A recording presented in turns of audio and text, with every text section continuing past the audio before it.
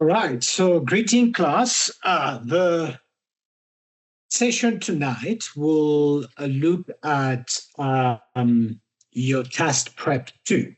I thought it would be useful for you to begin with your preparation for the test 2. And I am looking at the pacer, just being careful here to make sure that I don't forget anything. So, looking at your pacer, I believe that next week we should be started with Learning Unit 5. And I will tell you why Learning Unit 5, uh, it would be preferable at this stage, because I know maybe some of you would think that we have quite a lot of time. We are ahead of schedule. Indeed, we are ahead of schedule, but it is for the purpose of really covering Learning Unit 5, which is the longest learning unit, the longest learning unit for this module. However, I do believe that if we manage to tackle Learning Unit 5, you would look at your test 2 differently. So there would be no panic. I think that you would even actually, your confidence will be to the roof when it comes to the actual test 2. Um, and also, I've seen some of the questions at times, right? For your test 2, they border toward Learning Unit 5. So it does make sense that if you would do Learning Unit 5, you would have more of an understanding of everything that we've covered so far, because you would be able to see actually the application of many of the things that we've been repeating since the beginning of this term. So please stay put. Next week, we will start Learning Unit 5. I will be sending out the plan, or the journey that you're going to take through Learning Unit 5, which makes me emphasize the fact that you do need to complete Learning Unit 4.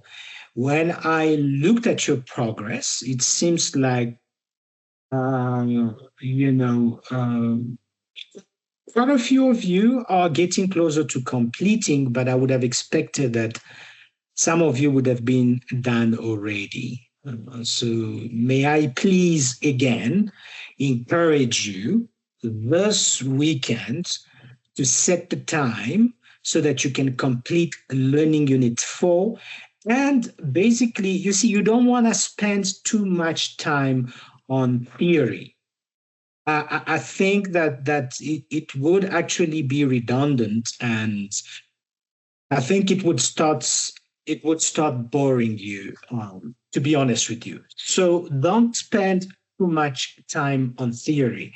Rather, you are done with the theory, and then you can start with practice, right? Hi, Sierra. All right. So for this evening, I have something for you. And let me again be very clear here that this is a practical session, and I just want to give you an environment where you are practicing for your test, right? So it would not make sense that I am the one answering the questions. So please be proactive. And by the way, that always makes for an awesome session, right? When all of you are interacting and are participating. So participation is very, very much key. So I'm going to share my screen, but I would like you to be ready. I would like you to um, switch on your brain. I don't know how hard of a day you've had today, or how much tired you are. but I believe it's going to be fun because it's going to be very interactive. Can I just have a thumb up if you can actually see my screen?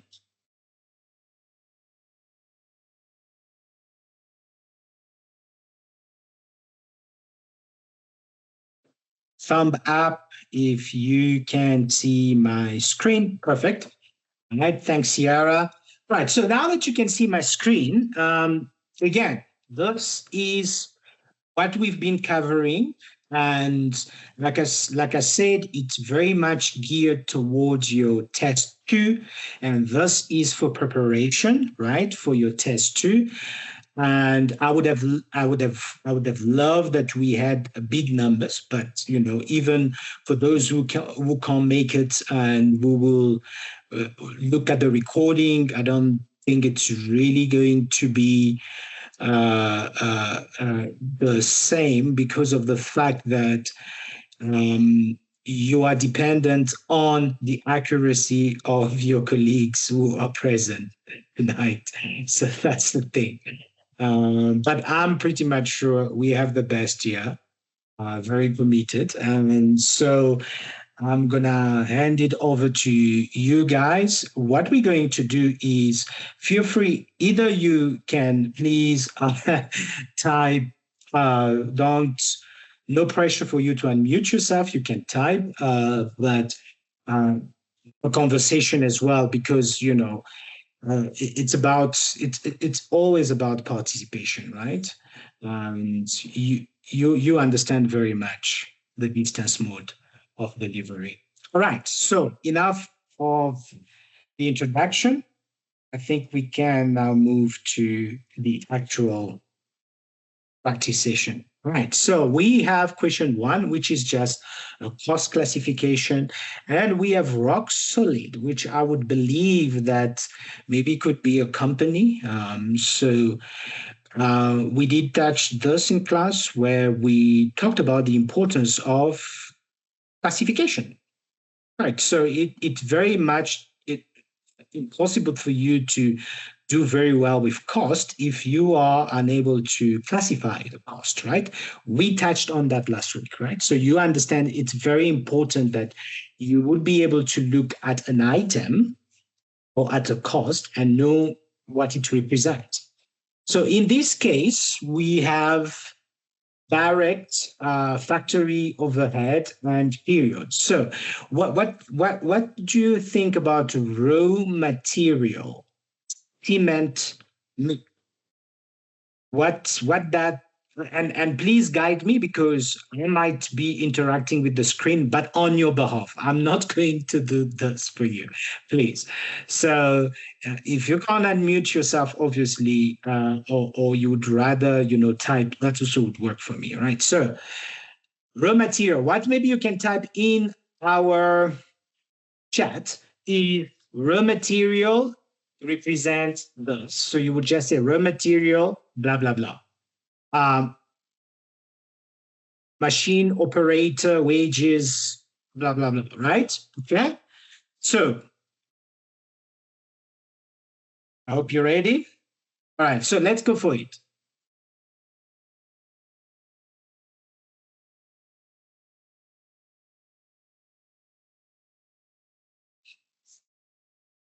I see nobody typing.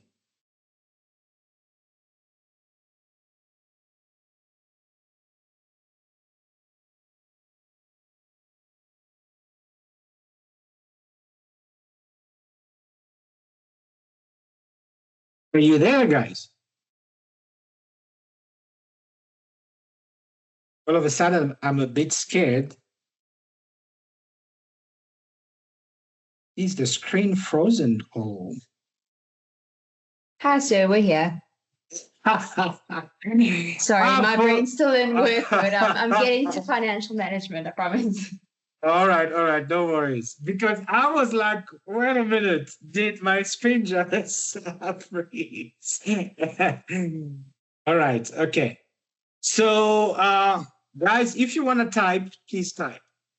So raw material, what would raw material represent? How do you classify it? No, that represent, but how do you classify a raw material? Is it a direct cost? Is it a factory overhead? Is it a period cost? Is it a direct cost? A direct cost, all right. So, Tandekile, and that's correct. That's correct. Ciara, Tandekile, what do you think about the next? You can type machine operator wages.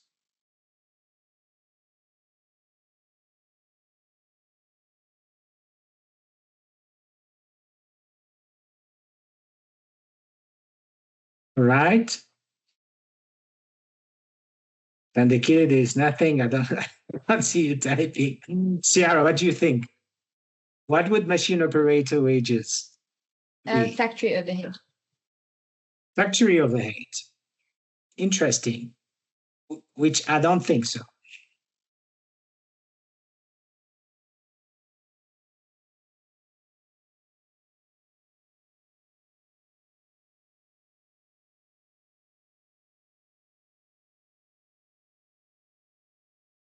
Right. So I'm not sure if you can hear me. Please thumbs up. All right. Perfect. Perfect.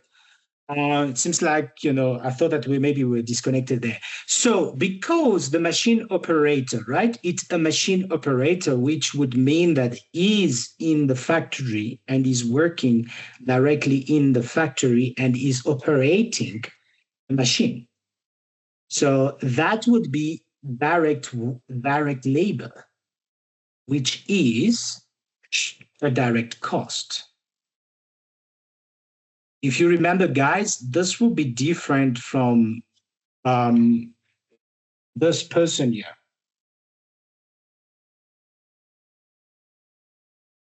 So we can't see your screen anymore, just by the way. The screen, all right. Let me see. All right, just let me know if you can see. All right, perfect, perfect. All right, so I trust this makes sense, right? Ciara, Saskia, this makes sense, right? Because of the fact that he's a machine operator and he's operating a machine, that's definitely something that has to do with labor, right? And it's direct labor because he's operating a machine. But the factory supervisor, would that be a direct?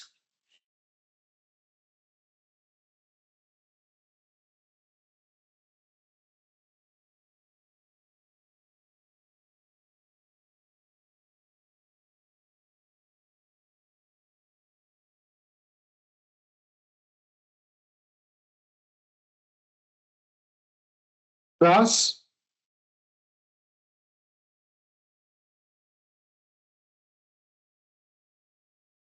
Yeah. So I thought so. I thought maybe, yeah, something was freezing somewhere, somehow.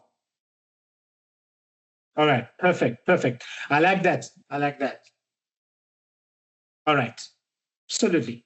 So we are in agreement. So this, please, just make sure when you go through learning unit 4, you are very clear about this. This could be one of those, if you have a multiple choice question,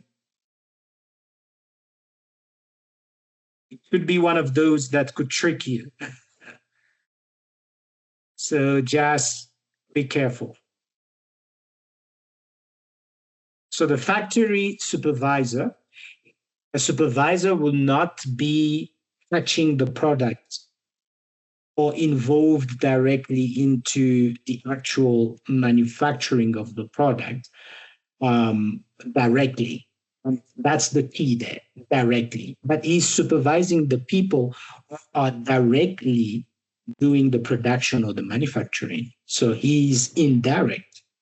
So, and you know what factory overhead is anything that is indirect labor, indirect material. Right. Okay, so machine depreciation. This is only the beginning, guys. I feel like it's tense. Saskia, factory overhead. Let's try. Absolutely, absolutely. You guys are correct. And salesman commission.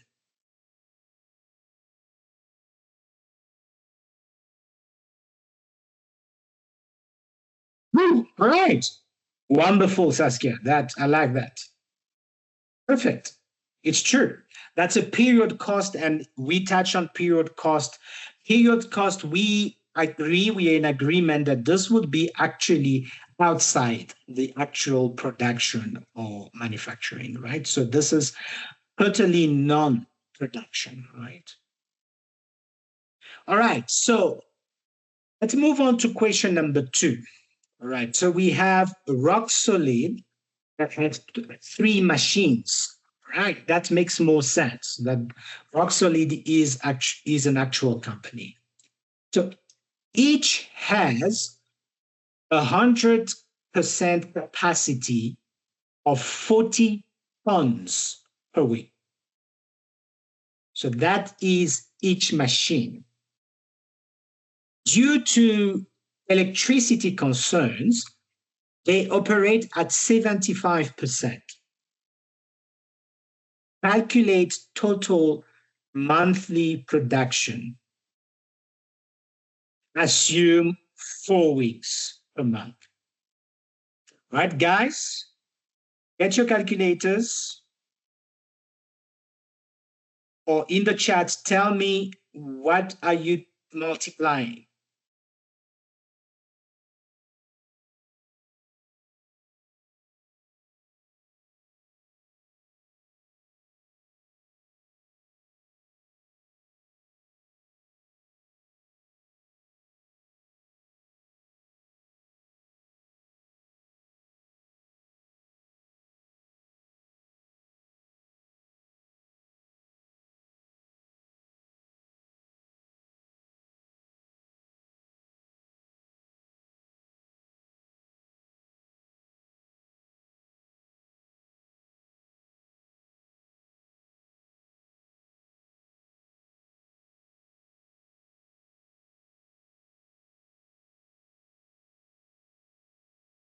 Right, Ciara.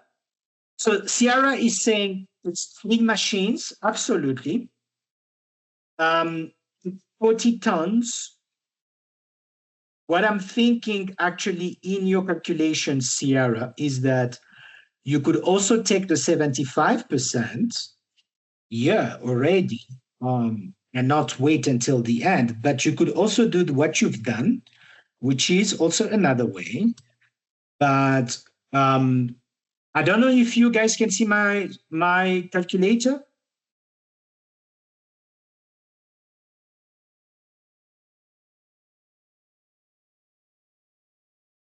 Can you see my calculator on the screen? Oh, all right, perfect.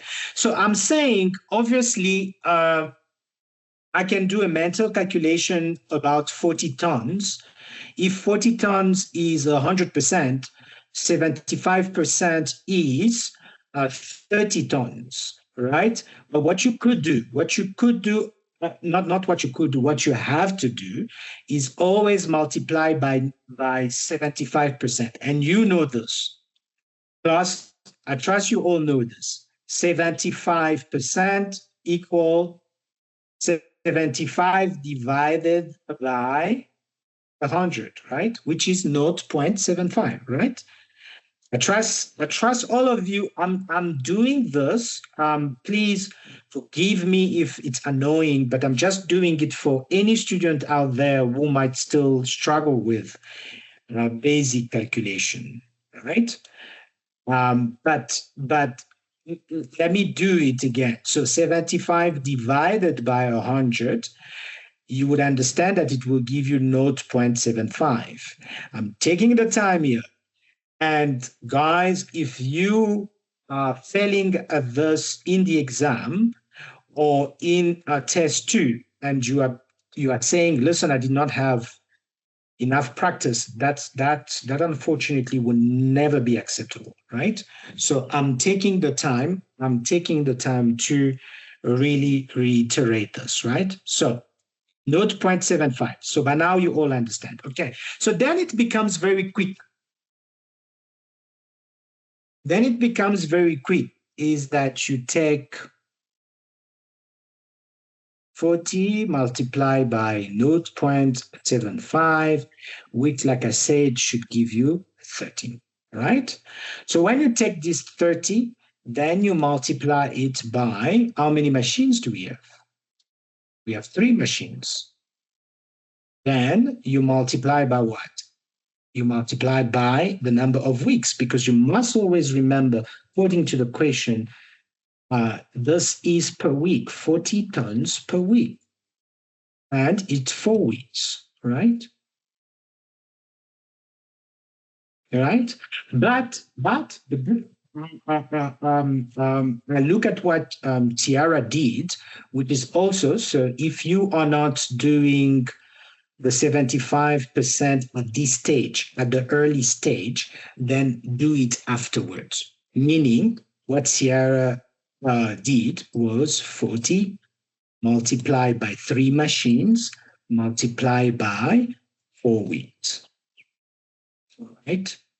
Be careful, because I've seen people have messed up their entire calculations because they were not paying attention.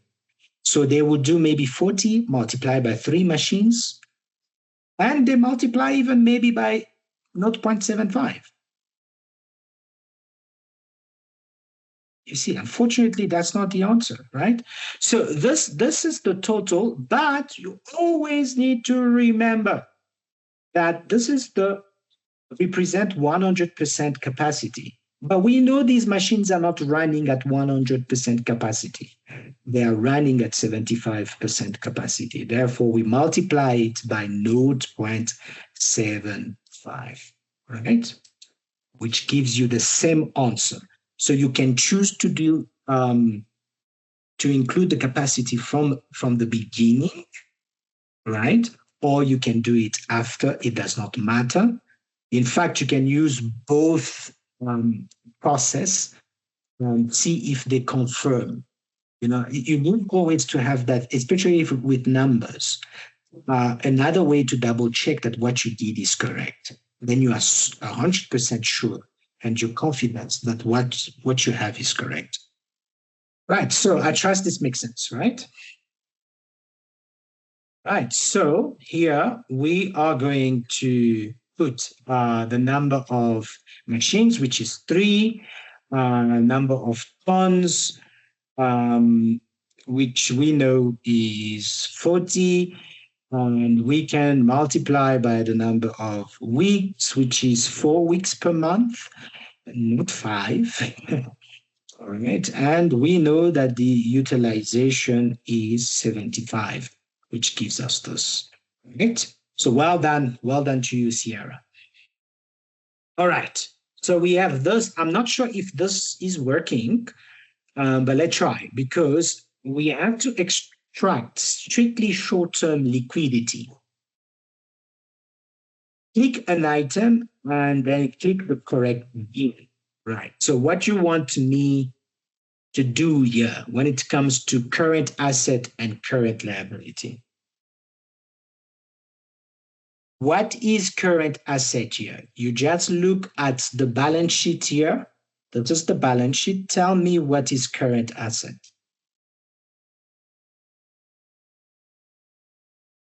Whew. Now, I hope you are now awake, right? All right. So trade receivable and trading inventory. Let me see if actually it can move. Can I drop it here? It says click to drop. I'm not too sure if I have to drag it or click to drop, but it does not matter. All right. So we have trade receivable and no. There's no dragging. Yeah. I think we have a little bit of an issue here with regard to the interactivity, but we understand. So we have this trade receivable and trading inventory. Is that all? What about current liability clause? What says you? Current liability. Trade receivable and trading inventory, yes, that will be the summation. And yeah, Ciara, I'm saying you're correct on that. But now current liabilities, guys, what says you?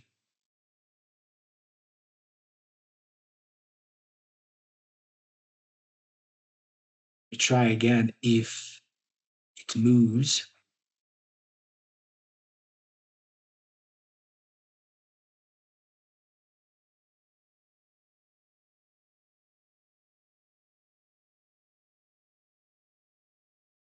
Nope, doesn't move. There's a little bit of a need, or I'm not doing it the right way. I tend definitely to agree. I agree. So may I ask Saskia and Tiara, what if somebody says that they're a bit confused with bank overdraft? Why would bank overdraft be a current liability?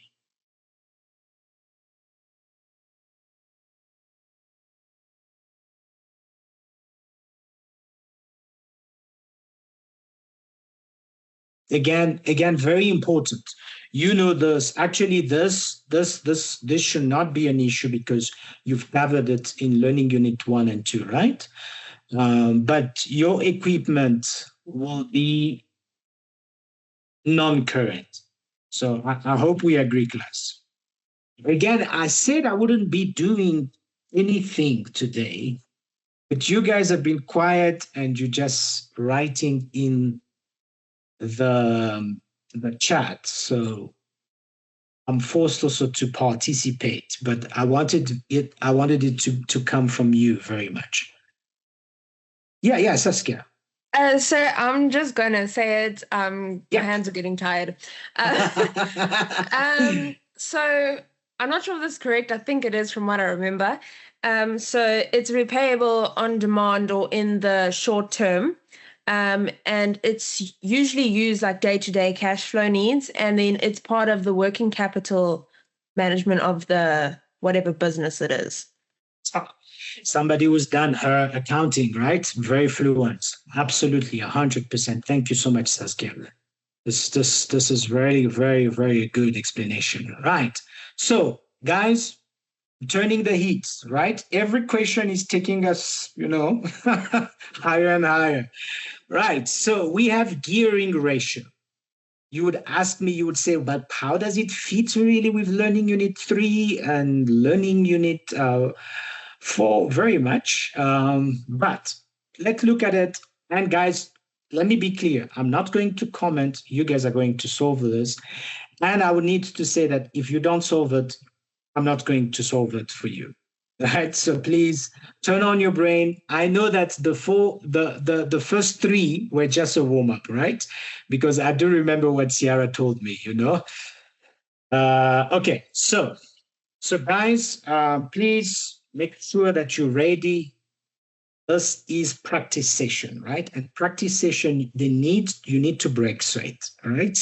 You need to sweat a little bit because, turn on those brains. So long-term loan, we have the long-term loan that is given to us, right? Always appreciate what is given to you. So they're giving you a long-term loan, right? They're giving you capital. They're giving you profits. They're giving you drawings, and they're saying to you, calculate debt to equity, which is a ratio, right? Debt to equity. It's a gearing ratio, right? Right. So you have total debt here. I don't know what. So you have the long-term loan. What I guess I don't want to say it. What is the long-term loan here? Which The we all can see. 400,000. The 400, right? But is there any other thing that is long-term here? Or can we safely say it's only that 400? I suppose that's where. I would say it's only the 400 Absolutely. because the So rest is the equity. Absolutely. Guys, again, classification of your items, very important. So I would say it's this, and I agree. I agree with Ciara on this. All right. So total equity builder, right? So we start with the capital. It's written there, capital. So as safely, do we agree that it is this amount and nothing else? Because some of these could be tricky when you now in the exam. I've seen people missing an item or not being certain or doing something, quite silly. Because remember, you should be fluent at that stage, right? Profit, I'm also seeing that the profit is the profit, right? So indeed, this is the way we should build the, sorry, my bad there. It should be 225,000 for what? For the profit, right? So this is very, very, very important. So your equity will not just be your capital. It will not just be your capital. Profits that you are receiving, that you are getting in, is also going and adding itself to your capital. And obviously, there will be a plus and minus, especially when you have done also a drawing, right? Right. So, thus, I believe, was self-explanatory. And thank you so much, Saskia. Saskia has done already the calculation. Guys, nobody has done the calculation but Saskia. Is Saskia correct on this one? She's dividing 400,000 and she's dividing it by, guys, just confirm or not. Yes, sir. I got the same answer on my calculator. Perfect, right. Loving that. Thank you so much, Saskia. Guys, when you are looking at just the beauty of the numbers, be quick with the calculation. Always look at the timing. And I hope the talk I gave you last week was helpful. If not, that's going to be a good thing, right? Remember, time is very important and how you strategize, right? Okay, so let's move now to this. And that's the reason why I'm saying, guys, again, at the beginning of this lesson, go again through the recording. You will hear that at the beginning of this lesson, I'm announcing that we are starting Learning Unit 5 next week. Very important. And the reason why we are doing that is that once you've done Learning Unit 5, you'll be laughing at Test 2. So I want Learning Unit 5 to be done before Test 2. So please, you have this weekend to finalize Learning Unit 4. Some of you are almost done, but please rush and complete Learning Unit 4. And I explained why Learning Unit 5 need to be covered because of the fact that some questions border very much to Learning Unit 5. You see, they are really in between Learning Unit 5 and Learning Unit 4. So I wouldn't want you to be confused. So it would be important actually to cover Learning Unit 5 or part of Learning Unit 5. Right. So predetermined overhead rate. I think we touched on this, right? But let's refresh ourselves. So we have Mary manufacturers, right? Total budgeted overhead is 9 million. And the normal capacity is 40,000 hours. And we are asked to calculate the OAR. What is OAR?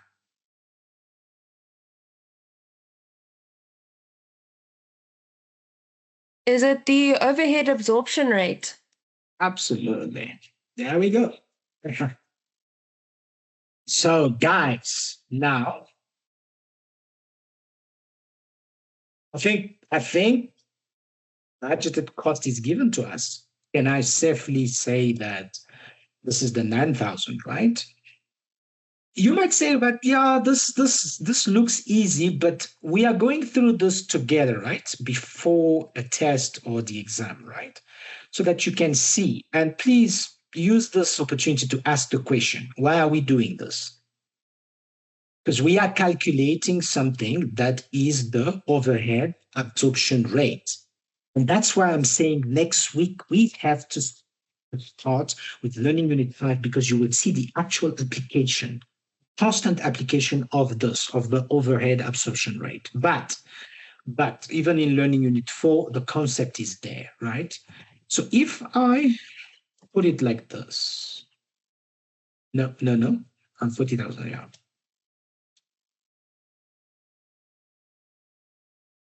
Perfect. So we put it like this, right? So we have the, guys, you didn't correct me here. I don't have 9 million here. Ha! Well done, Saskia. Saskia is on fire. Saskia and Ciara. Come on, guys. But I understand. Look, others joined it slightly late, so you need to warm up, right? So I hope you should be ready by now. We're moving now to question 6. You should now be ready, right? So this is very important because they would give you the overhead absorption rate, and you know it's overhead.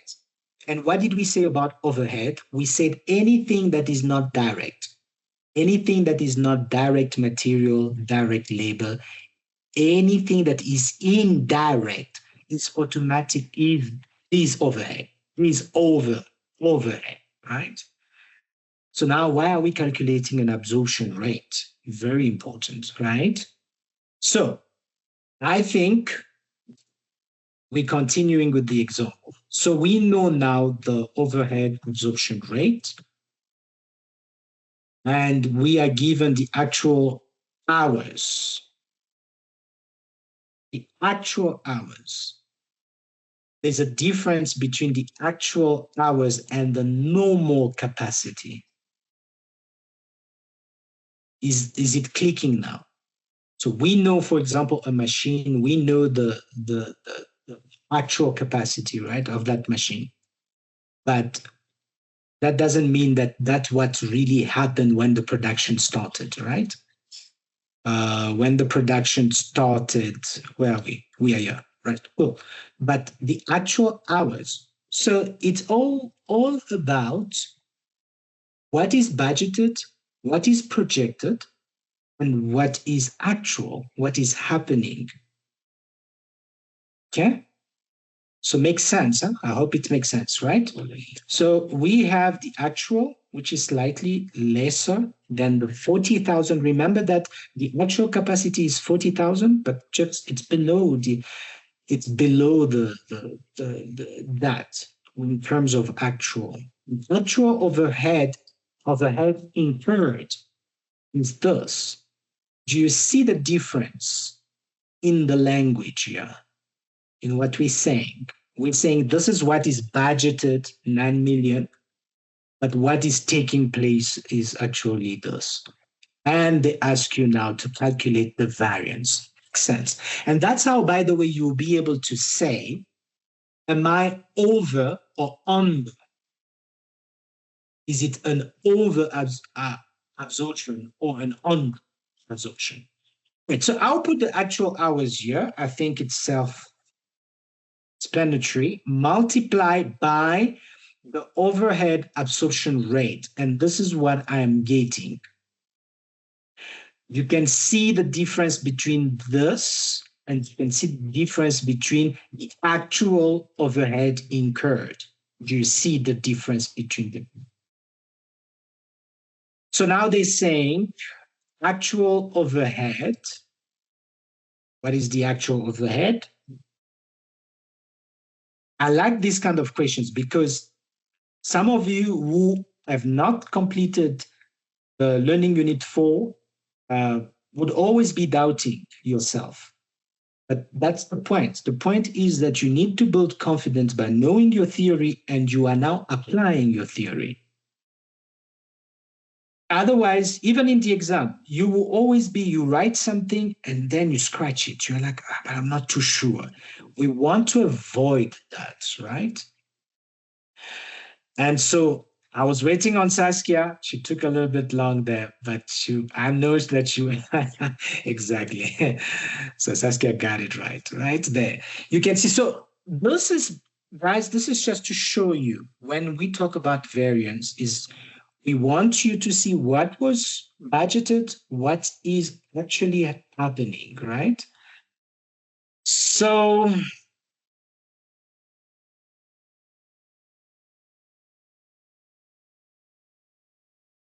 but I still have a question. Is that an over absorption? Not that, but sorry, the question would be why is it over absorption? Because you can see that it is already written over absorb. Why is it over? I think let me not even ask that question because again, it's clear there. It's over absorption because what is absorbed is greater than the actual. Does that make sense?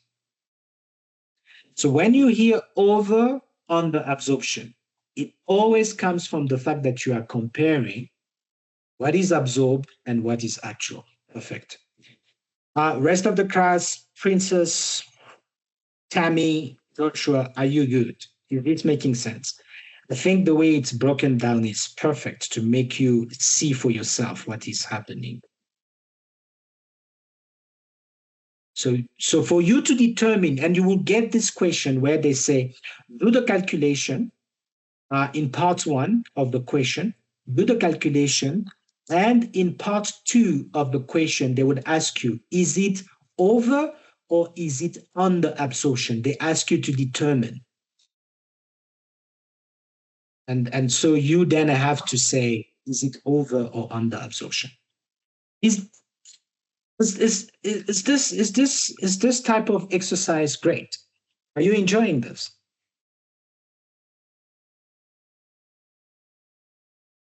Awesome, perfect. All right, so let's turn the heat again.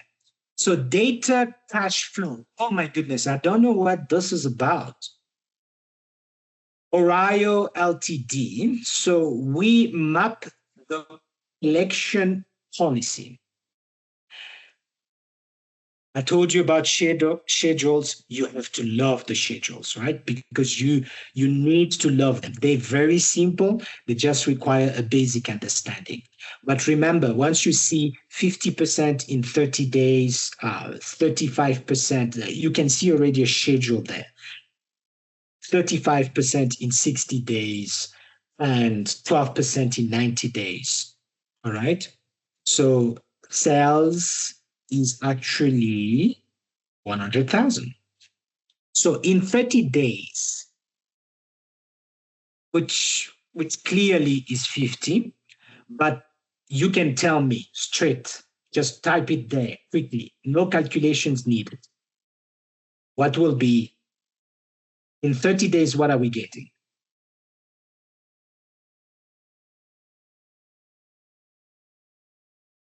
Remember, 30 days is 50%.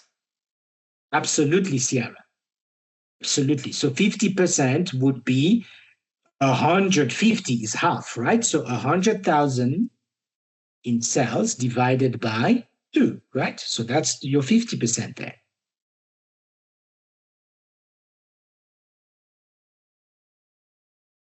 Right? Awesome. All right. So now, remember, so in 60 days, yes, it's going to be 35%. Self-explanatory. Well done, Saskia. I like that. In 90 days, then 12%. And it makes it easy actually because of the fact, but again, remember, this is to give you an idea of what will take place. Now see the idea. You can see that if we add 12% here, you can see that if you add these three together, you should get the full 100%. So this little bit here added here would give you the other 50%, and this plus this will give you 100%. Absolutely, absolutely. Well done, ladies. Is Tammy in the house? Tammy, are you there?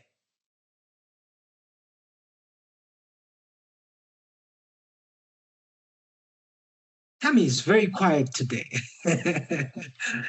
All right, guys. So we're moving to question 8. Obviously, I don't think we're going to finish all the questions. We have 14 minutes, but hey, let's practice. Let's practice. Right? No pain, no gain. All right. So creditor discounts. So an outstanding creditor invoice of 10,000 Rand is settled early, qualifying for a 2% discount. I like this question. Calculate the actual cash paid.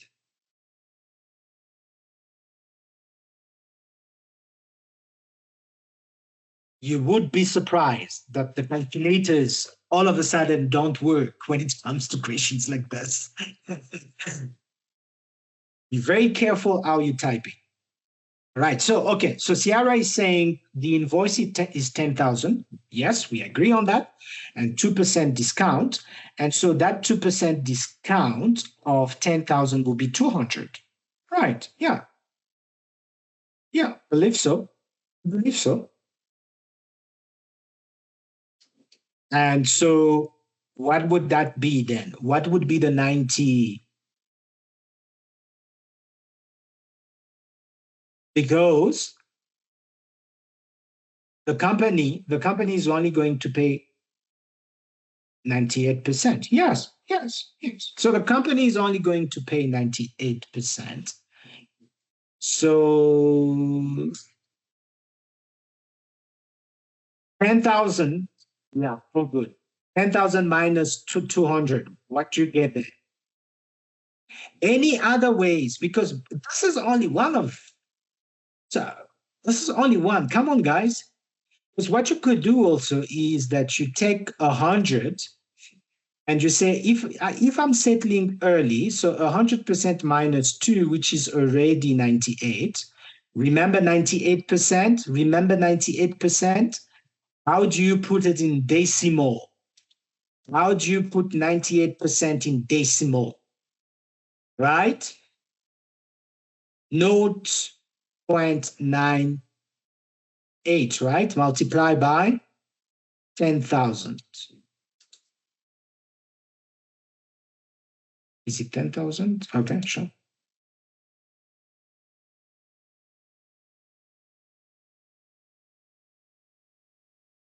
Is that correct? Or you do what Ciara did, also true, is that you find first what is this 2% represent? What is 2%? If you struggle with the numbers, do the proper calculation. Like I say, you do 2 divided by 100, which should give you 0.02. So you do this actually, because I've seen funny things where someone would write 0.2. There's nothing, it's not laughable. It's really not laughable. It's just the fact that I would understand the student is not practicing. And therefore, can you imagine you have a very long question and it's almost like it has this cascading effect. You've seen that. I don't know if some of your questions in test 1 were like that, but in test 2 you will see that. Is that for you to get the rest correct, you need to get the first step right for you to get the following, the subsequent steps right. You see, so if you already get the first step wrong, it's going to false your entire calculations. And that could be a nightmare. And that could be a nightmare. And I'm repeating again, don't be clumsy. And that's where I always advise you guys, try it twice. Double check, double check, double check what you're doing. Because if you do this, that's it. You think that this is 2%, but this is 20%.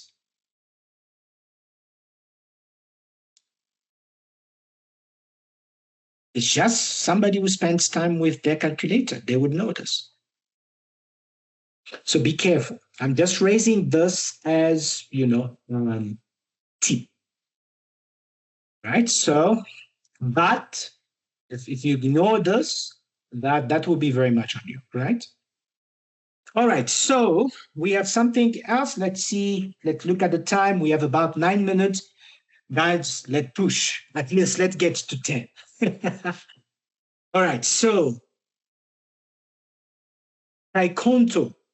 And I would like, by the way, after this, if the entire class could vote whether, or just give me feedback in our social chat to say whether you like this or not, or this is the type of things you would like, this kind of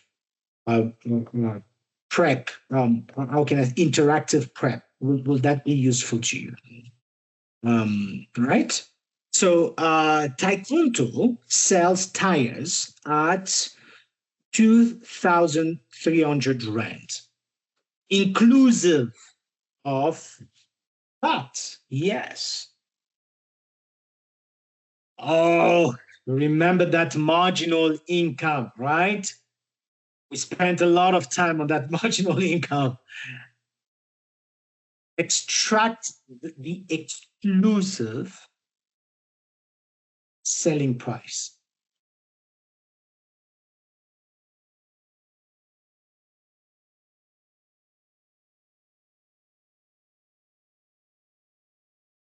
Wow. I like this. Really, really like this. See, guys, please be fluent. Be fluent with these things. Be fluent.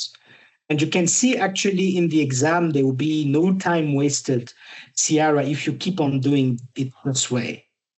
You see, so it's a quick division, but you get it right. You understand that it's divided by what? By 1.15, right? Saskia, I see what you're doing there as well. Absolutely. You can also do it that way. That's right. Right. Okay, so I want to finish by this. Those who've been too quiet, I don't know, maybe you had a very long day. We listen, but we don't judge. All right? But please practice, practice, practice, practice, right? So delivery costs are 360 Rand per batch. Batch contains 8 tires. Calculate the delivery cost per single tire to find a variable cost per unit.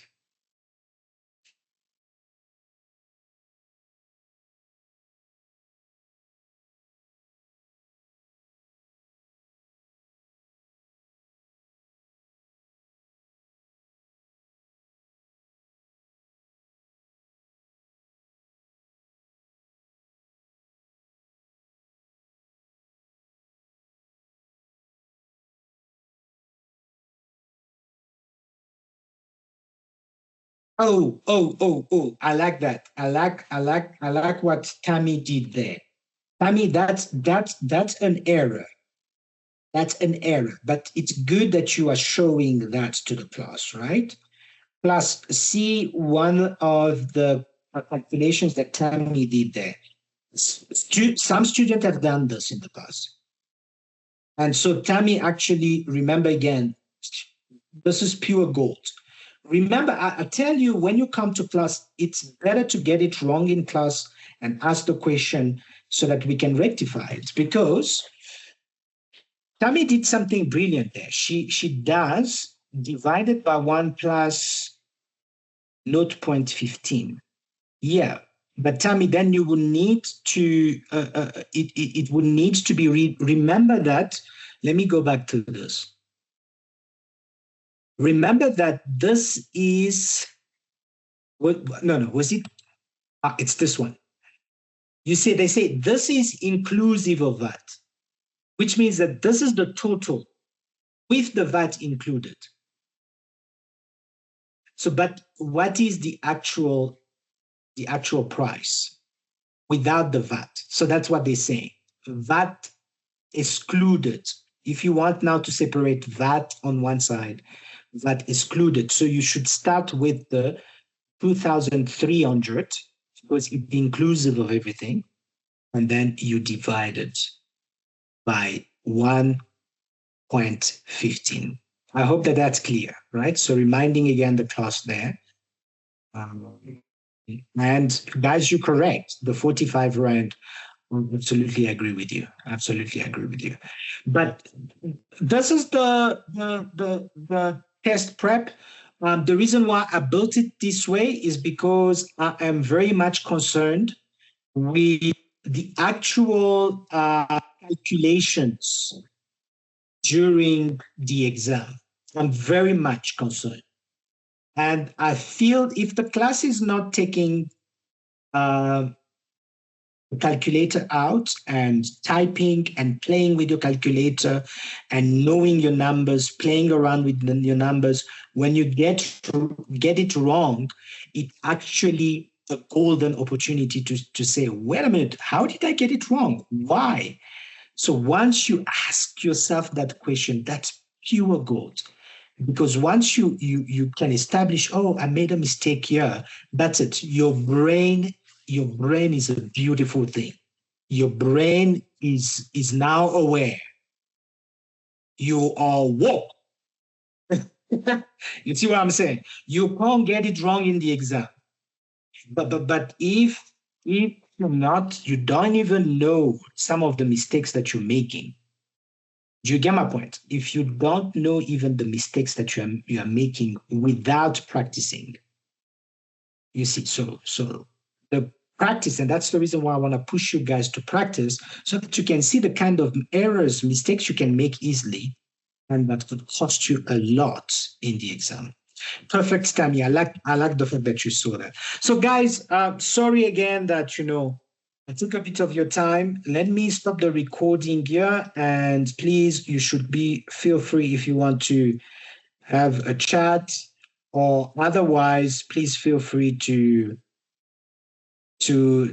exit the session.